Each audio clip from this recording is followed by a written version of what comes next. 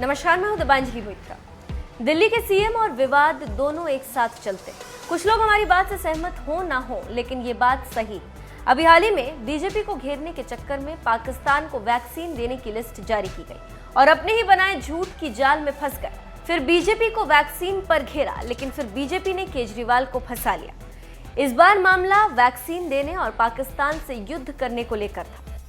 अब एक बार फिर बीजेपी ने केजरीवाल को घेर लिया।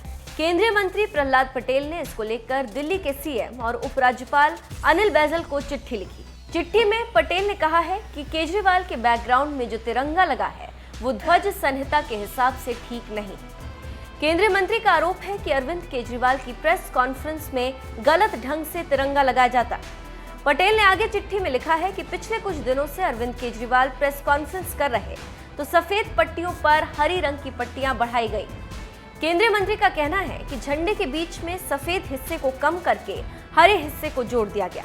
ये भारत सरकार गृह मंत्रालय के द्वारा निर्दिष्ट भारतीय झंडा संहिता में उल्लिखित भाग 1 के 1.3 में दिए गए मानकों का प्रयोग नहीं दिखाई देता।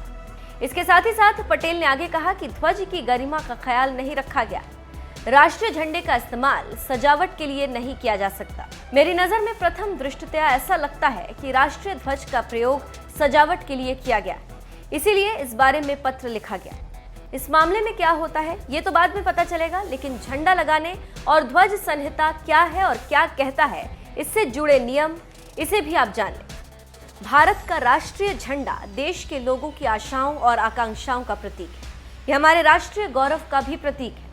सभी के मार्गदर्शन और हित के लिए भारतीय ध्वज संहिता 2002 में सभी नियमों, रिवाजों, औपचारिकताओं और निर्देशों को एक साथ लाने का प्रयास किया गया। ध्वज संहिता भारत के स्थान पर भारतीय ध्वज संहिता 2002 को 26 जनवरी 2002 से लागू किया गया। ध्वज संहिता को 3 भागों में बांटा गया। पहला सामान्य, दूसरा आम जनता, एनजीओ और शैक्षणिक संस्थाओं के झंडा फहराने, प्रदर्शन या प्रयोग पर, और तीसरे भाग में जिक्र किया गया है नियम के मुताबिक राष्ट्रीय झंडे पर 3 अलग अलग रंग की पट्टियां होंगी, जो समान चौड़ाई वाली 3 आयताकार होंगी।